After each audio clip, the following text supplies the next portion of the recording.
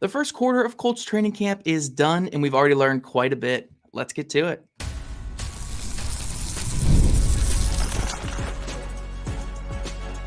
You are Locked On Colts, your daily Indianapolis Colts podcast. Part of the Locked On Podcast Network, your team every day.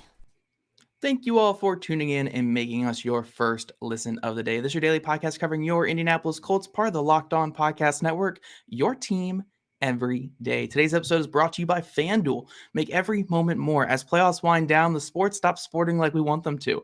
But this summer, FanDuel is hooking up all customers with a boost or a bonus daily. So daily, guys, you guys get that booster bonus daily. That's right. There's something for everyone every day, all summer long. Visit FanDuel.com/lockedon to get started. Hello, everyone. I am Zach Hicks, your resident film nerd over at HorseshoeHuddle.com, and I'm joined as always by my buddy Jake Arthur, the boots on the ground, credentialed media member covering the Indianapolis Colts for HorseshoeHuddle.com as well. Jake has been on site through all of training camp so far, and look, the Colts have marked this day that we're at right now, this Monday, as the quarter mark of training camp. So we're a quarter of the way through all of training camp.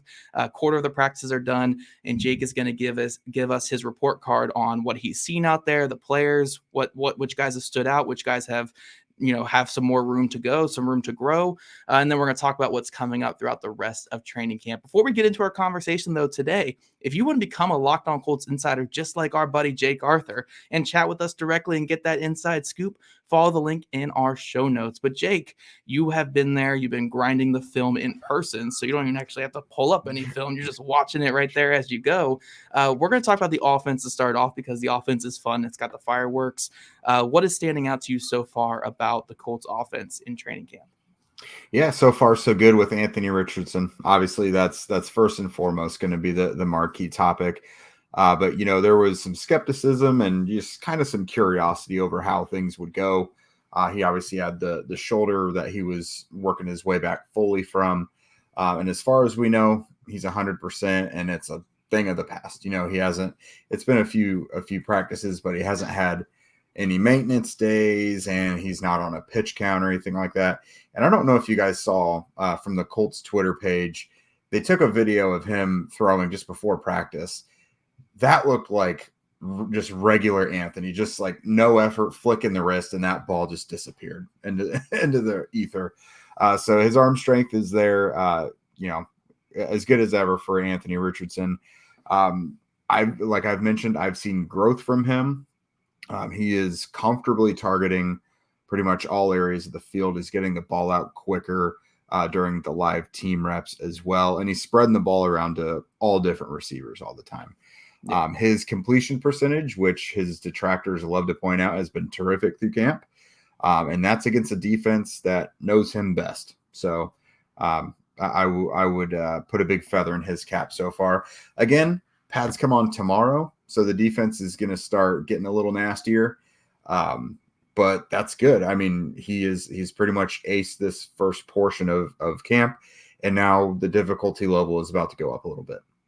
Yeah. With the pads coming on, obviously we can more so evaluate the trenches, and he's going to have, it's not live bullets coming his way essentially with this, but it's closer to live bullets than what we've seen so far in training camp, because there's always a little bit of ease in the back of your mind when you don't have the pads on. And even though you're wearing that red jersey, it's still, it's still more realistic this way. So yeah, excited to see the pads coming on the next couple of days. We won't really talk too much about the offensive line now because those pads haven't come on yet. It's just hard to evaluate offensive line play without those pads. But let's look at the pass catchers and the running backs. Let's look at what every fantasy football nerd that's watching the show wants to hear about. Which of the pass catchers have really stood out to you and really made their mark so far in training camp? Yeah, so Michael Pittman Jr. has obviously done his thing. He looks exactly how he should. It's nice to see him getting some work downfield as well, because it's become a rarity for any quarterback that wasn't Carson Wentz to get him some work downfield. And he's not an elite separator by any means. He's more of a physical, gritty, tough receiver, but he's always shown when given the opportunity that he can at least catch a 50-50 ball downfield. So he's checking that off. Josh Downs, last we saw him last year, he had that nagging knee issue that was showing that he wasn't 100%, but he still looked good. he looks perfect now. Like he looks really good. Everybody that we've talked to, whether it's a coach or a player about him, has raved about him having a really big year.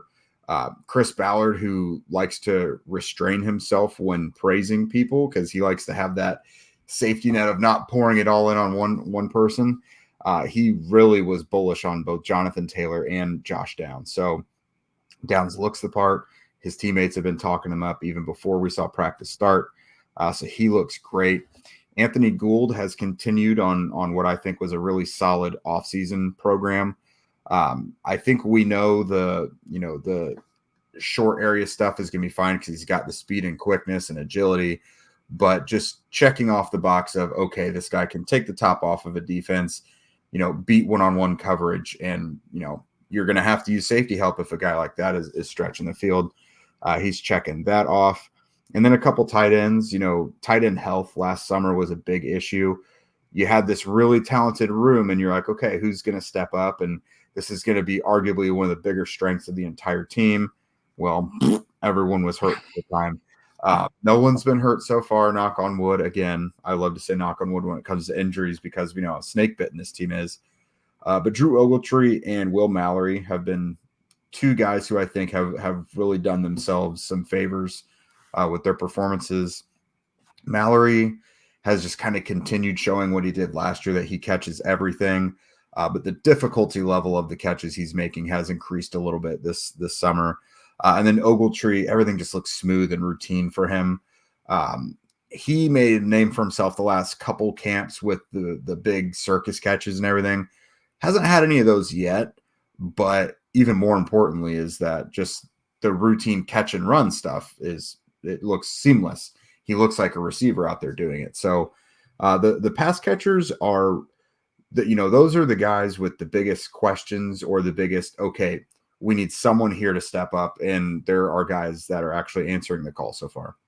Awesome. And then one more thing I wanted to ask you about, and I know it's hard to kind of properly gauge like his performance in training camp because pads aren't on. He's a running back. It's, you're not really doing full speed rushing stuff. But from everything we've heard from coaches to Chris Ballard to other players, the team is excited about this offense because of Anthony Richardson, obviously, but also because of Jonathan Taylor.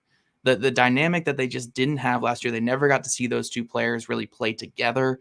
But it seems that excitement kind of carried over from last year to this year. What have you seen from Jonathan Taylor this year? And is it much better compared to obviously last year when we saw him, head down, not talking to anybody in training camp? Like having him on the field just in general is a better vibe, obviously, than what we saw last year.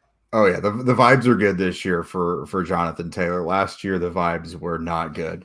But no, he's smiling. He's not sulking. He is, he's engaged with everything. Most importantly, he's out there and participating in practice. But no, I think that is so critical because there's all these eyes and projection on the Richardson-Taylor tandem, but the unspoken part of that is the little details that they need to learn about each other, like stuff that we're not even ever going to really notice, like when it comes to RPOs and whether or not, Anthony's going to keep it or release, like there is such small details that Jonathan is probably going to start picking up on, or is like, if I see Anthony take this little like stutter step here, he's probably going to do this. Like some of that stuff, again, it's so minute and stuff that none of us are really ever going to notice, but it's really important for them to get it. And, depth of handoff and like, what it's going to look like in pistol and shotgun and under center, all that stuff that honestly is boring for fans to probably hear about. That's all ironed out now. And I think that's one of the biggest factors of everybody being healthy right now is all that is being ironed out now before the season. There was so much catching up to do last year that everyone was doing. Everyone was learning on the go because it was the season and there's no time to test this or that. Like you got to be ready to go now. All the groundwork is finally being laid right now when it's supposed to be laid. Yeah, absolutely. It's a big difference than last year in terms of injuries, in terms of contract holdouts and newness, because again, new coach coming in and new quarterback coming in, everything feels a lot more established this year. And I think that was what Chris Ballard's goal was, obviously, in re-signing everybody this offseason and bringing everybody back. But we're going to transition, guys. We're going to talk about the defense, who stood out on defense so far, and what Jake has been seeing with this Indianapolis Colts defense through the quarter mark of training camp. But first, I love sports. I love them so much. I never want them to stop. But as the playoffs wind down, we get fewer and fewer games, and the sports aren't sportsing like I want them to. But FanDuel lets me keep the sports going whenever I want. All I have to do is open the app and dream up bets anytime I'm in the mood. And this summer, FanDuel is hooking up all customers with a boost or a bonus daily. That's right. There's something for everyone every day, all summer long. So head to FanDuel.com and start making the most out of your summer. FanDuel, official sports betting partner of Major League Baseball. And are you guys watching Fox Sports or ESPN on your TV all day? You have to turn down the volume with all that shouting. Make the switch to Locked On Sports today, a free 24/7 sports streaming channels program for you every day to bring you the biggest stories without all that screaming. Locked On Sports today brings you can't miss analysis, opinions, and news streamed 24/7 on YouTube or on the free Amazon Fire TV channels. That part of the Locked On Podcast Network, your team every day. All right, Locked On Colts every day as we're here talking Colts training camp. We're at the quarter mark of training camp, so no practice today. But don't worry, we have Jake Arthur, our credentialed boots on the ground, talking all about what he's seen so far. We're going over to the defense now, and before we really get into the nitty-gritty and the details about who started and who's impressed, we have a couple injuries on defense to be a little bit worried about. Two at pass rusher. We have one at defensive tackle still, where he hasn't practiced a ton. So, Jake, what can you tell me about these injuries from your obviously expert doctor opinion? Obviously, you've already done all the research on these injuries here. Sure. Like, I play a doctor on TV, so that's good enough. There you go. There you go. But so Dayo Odengbo, I believe, left Saturday's practice a little early. And then Samson Ebukam got injured somewhat early in practice Sunday. So Shane Steichen said afterward that it was a calf injury for both. I didn't see Dayo, but plenty of people from the stands told me that they saw Dayo riding a stationary bike during Sunday's practice. So him being out there and doing something to get loose makes it feel like it's probably not anything that's going to keep him out a long time. I know we're all kind of jaded because the term calf injury when it comes to the Colts, especially during training camp, means summer long and retirement and the worst thing possible. I haven't heard anything about Ebukam's yet. It's probably good that today is an off day, so they have the day to not only figure out what's going on with him, how long that's going to take him to be out, but also a plan for who to shuffle in there in his spot. So obviously it was Tyquan Lewis that came in for Ebukam yesterday. But now with the day off, maybe they have a plan to get Laiatu Latu more snaps, because we both felt somewhat confident that it was Ebukam's spot that Latu was more likely to start eating into when it comes to the snap counts. So that gives Latu more opportunities to be with the first unit, which he really hasn't done much of during camp. He's been more of a NASCAR package guy, which they haven't practiced that yet during training camp. So that's why we really haven't seen many first team reps for him. But this is going to mean more for both Tyquan Lewis and Laiatu Latu. Hopefully it shuffles the guys at the bottom up a little bit as well, because we've seen a little bit from Isaiah Land, but I've seen very little from like Titus Leo, for example. Jannard Avery has seen just about as much action as Isaiah Land. Those guys obviously probably don't factor into the regular season roster, but you want to see more of what they can do. And if you want to get them on the practice squad, so have you. But yeah, those injuries, hopefully they don't take too long, but it's going to give some other guys some important reps. Yeah, for sure. And one thing I do want to make of note, and again, I'm not a doctor by any means. I'm just a dude who played some sports in high school and stuff. So just obviously take this anecdote for what it is. But I saw a lot of people commenting on yesterday's video saying like, Samson Ebukam out for the year. Like, this is awful. Like, sucks that Laiatu Latu now has to start and stuff. And I think a lot of people are basing that off of the pain he was in and him getting carted off practice. But when I saw that it was a calf injury, calf injuries are painful, man. They're just very painful. And regardless of it's a pull or a strain or whatever it is, they're extremely painful and they're hard to walk on. So I could see the cart being a thing for like a calf strain, and that wouldn't necessarily be a season ending injury. So before we get all doom and gloom and saying, oh no, our pass rush is down a very important piece, let's just kind of see what the prognosis is and see what actually happened with him there. If it is a calf injury, hopefully that's nothing too serious and he can be back by the end of training camp. But moving past injury news, because look, injury news sucks and we hate talking about it on here. Let's talk about some of the performance on the field. Which guys have really stood out to you so far on defense thus far, Jake, in training camp? Yeah, so on day 2, the defensive line had that hellacious day where they just made the offense look terrible. Really, just about anyone except for Anthony Richardson, it seemed. So Latu has had a really good camp so far. Like, he's living in the backfield, making life very difficult for Jake Witt. I'm sure Witt would probably like to let Blake Freeland get some of those left tackle reps at some point soon. So Latu has looked great, which is awesome because that's your first round pick, first defensive player off the board. And again, with these injuries, he's probably going to need to play a little more. Buckner and Grover, of course, blowing things up. I think EJ Speed has looked pretty good, it's a delight because for the last 2 summers, I feel so bad saying this, but we've kind of had the Shaquille Leonard cloud hanging over both training camps of when's he going to be out there? When's he going to be himself? Leonard. We got to find a way to get him into the lineup. That's not a problem anymore. It's Zaire Franklin and EJ Speed are your guys.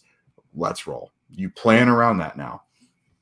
So that's really good because Speed is another guy who no one ever has a bad thing to say about, and everyone's so excited about the player he can be because whether it's special teams or defense, he has proven to make big plays happen.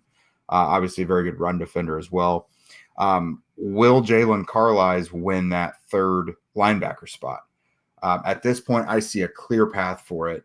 I did not see the first team defense run any base at all yesterday. So, because I was looking for if he was going to keep getting those first team reps, but they were running sub packages pretty much the whole time. But Carlies got out there with the first team the day before at will, which meant EJ slid over to Sam, and then you have Zaire at Mike.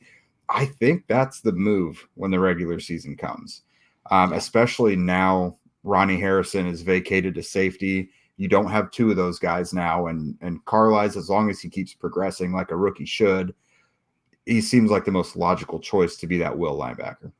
Yeah, it's exactly what Gus Bradley's coaching staff did with Divine Diablo. And he mentioned that without saying names, he talked about Richard Smith and them as a group having that experience turning college safeties into linebackers. So that's clearly their plan.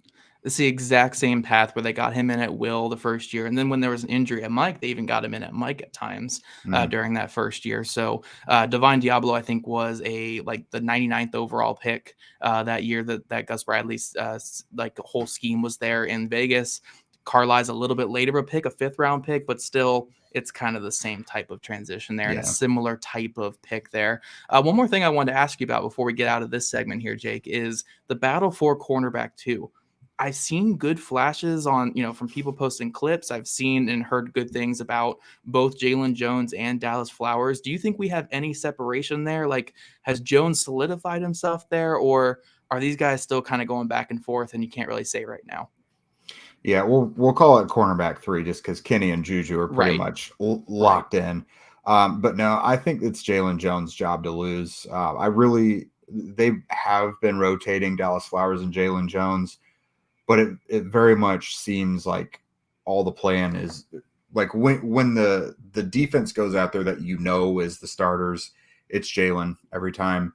Like I think at this point he played so long and so much last year that it's like, yes, this is a competition, it's open, but Flowers is only going to get it if Jones loses it. So more than it's Flowers' job to win, it's Jones' job to lose, if that makes sense. Yeah, that makes sense. It's intriguing to have the 22-year-old out there just continually learning on the field rather than putting out a 27-year-old coming off of a big injury. So Mm-hmm. I totally get that what the Colts are going for there. It's like, look, we're going to give this young player every opportunity to win this job. And if he can't, then we have a good fallback option.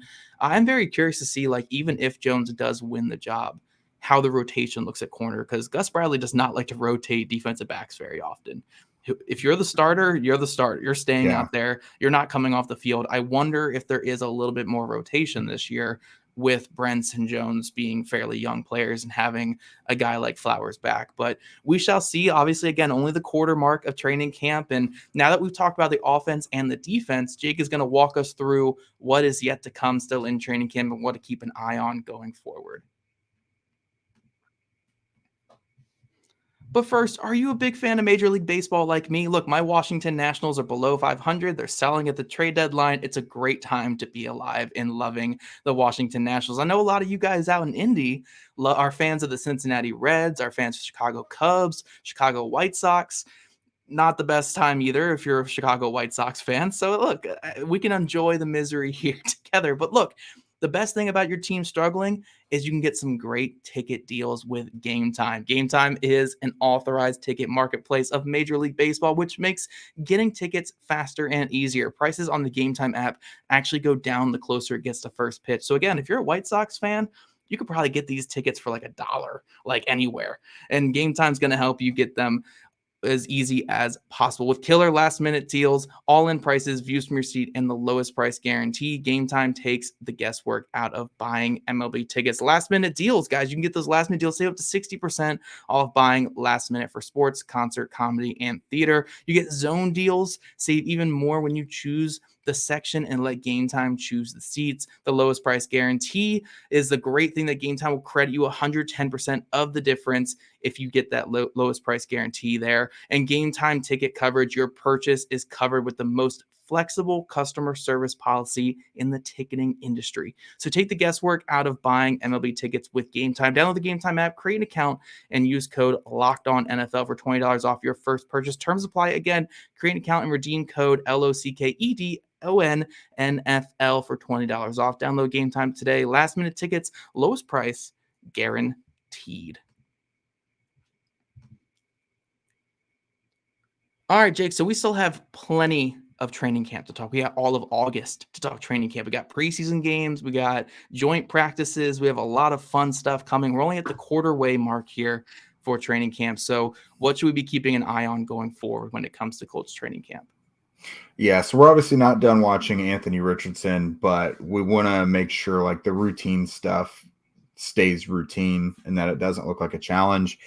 I thought a great example was our guy Colts Film Room. I think he tagged you in something, or he at least tweeted it, but it was Anthony with really great footwork coming out of a play during 11-on-11s. And boom, once you know, that's the play that was truly at minimum a 50-yard gain to Josh Downs. If Downs makes that last defender miss, it's a 70-yard touchdown. Very crisp play from the delivery to the catch, execution throughout.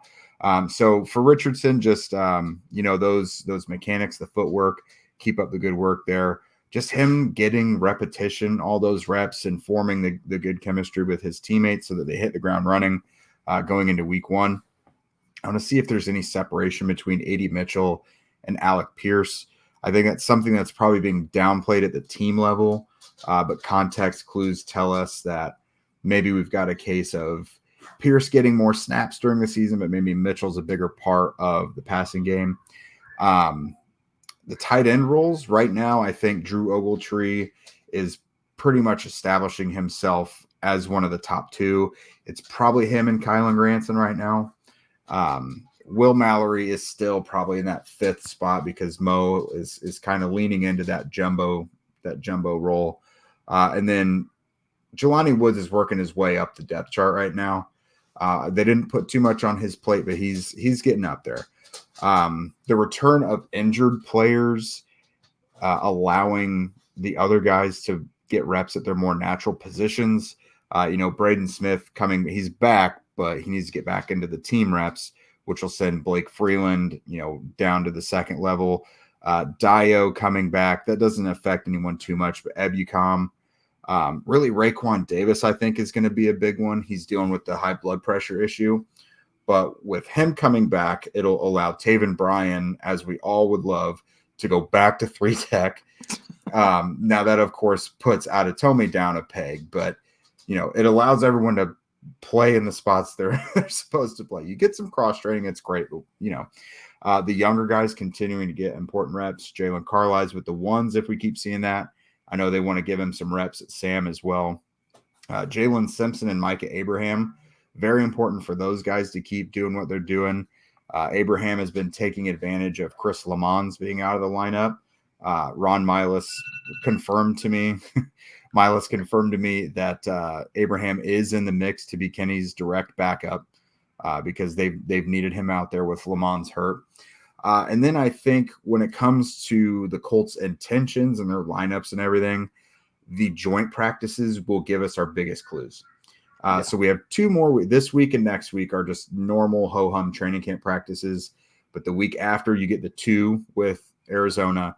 The next week, you get the 1 with Cincinnati. So things like RB 2 and 3, I think we'll have a pretty good gauge on that. The wide receiver alignment, or at least their roles, I think we'll see more of that. Tight end, I think that's just a matter of it continuing how it is. I don't see that one changing drastically, but that is a battle we've been keeping an eye on. But cornerback and safety. Safety is the most up in the air one to me because it involves a starting position. I don't know. Ronnie Harrison, Nick Cross, Rodney Thomas. If I had to put a pecking order right now, I think it's still Cross by an eyelash with Ronnie Harrison right behind him. Ugh. And then Rodney Thomas. But cornerback, we obviously know the top 4 are, but does Jalen Simpson beat Darrell Baker Jr.? I've kind of been impressed with Amir's speed. And then Micah Abraham, does he hold on and keep showing, yes, you can trust me as Kenny Moore's backup?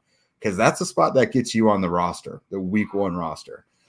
So I think it's going to be really important to see how those young guys take advantage of those reps.